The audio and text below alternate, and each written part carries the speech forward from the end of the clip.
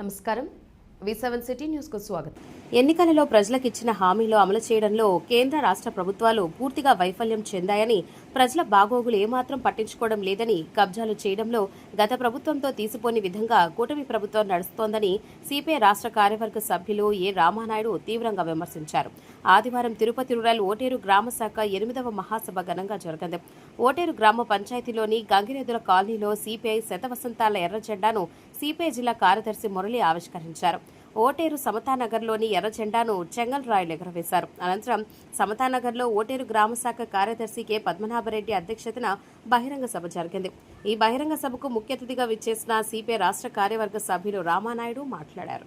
రాష్ట్ర పార్టీ నాయకులు చెప్పారు, ఈరోజు ఓటేరు గ్రామ ప్రజలు ఈరోజు దాదాపు 70 ఇండ్లు నిర్మించుకొని ఉన్నాము అని అంటే, ఆనాడు దాదాపు 25 సంవత్సరాల క్రితం ఆర్లగడ్డలో ఉన్నటువంటి కొంతమంది రెడ్లు బాంబులు ఎత్తుకొని వస్తే ఈ కాలనీని నిర్మించడంలో ఈ కాలనీకి అండగా మన జీప్ డ్రైవర్ భాష అనేటువంటి అతను వచ్చి ఆఫీస్కి వచ్చి మన వాళ్ళందరూ కూడా ఎర్రజెండా నాయకత్వంగా ఇక్కడ అడ్డుకోవడం జరిగింది.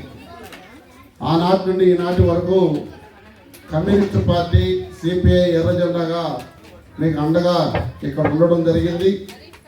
ఈరోజు ఈ కాలనీకి సంబంధించినటువంటి మౌలిక వసతులు కల్పించడంలో ఏ ప్రభుత్వాలు వచ్చినా పూర్తిగా వైఫల్యం చేస్తూ ఉన్నాయి. మనం పోరాటాలు చేసి తాగునీటి సౌకర్యం, కమ్యూనిస్ట్ పార్టీ పోరాటాలతో డ్రైనేజ్ వాటరు, డ్రైనేజ్ కాలువలు, తాగునీటి సమస్య, ఇంటి పన్నులు, ఇతరత్రవన్నీ కూడా మనం సాధించుకోవడం జరిగింది. మీరందరూ కూడా ఒకటి గుర్తుపెట్టుకో, ఈరోజు ఈ భారతదేశం కోసం మేము పాటుపడతామని చెప్పి దొంగ నాటకాలు ఆడుతూ ఉన్నారు. హిందూ మతాన్ని ముందు తీసుకొచ్చి ముస్లింలకు, క్రైస్తవులకు, హిందువులకు మధ్య తగాదా పెట్టి ఈ భారతదేశాన్ని విచ్ఛిన్నం చేయడానికి ప్రయత్నం చేశారు తప్ప భారతదేశంలో శాంతి కావాలనో సమానత్వం కావాలనో చెప్పుకుంటా ఉన్నారు. హైందవ సమాజాన్ని ఈ భారతదేశంలో స్థాపించాలని, హిందూ సామ్రాజ్యంగా చేయాలని కలలు కంటున్నటువంటి భారతీయ జనతా పార్టీ ఆర్ఎస్ఎస్ ఈరోజు భారతదేశాన్ని ఏళ్తా ఉంది. ఆర్ఎస్ఎస్ యొక్క సిద్ధాంతాన్ని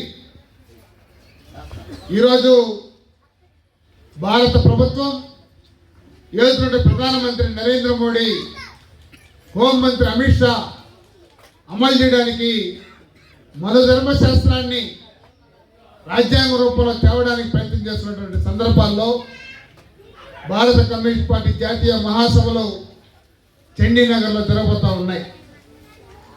ఈ చండీనగర్లో జరుగుతున్నటువంటి మహాసభలో ఈ మతోన్మాద శక్తులకు వ్యతిరేకంగా భారతదేశ సమైక్యత కోసం రాబోయే కాలంలో ఉద్యమాలు చేయడానికి ప్రజల పక్షాన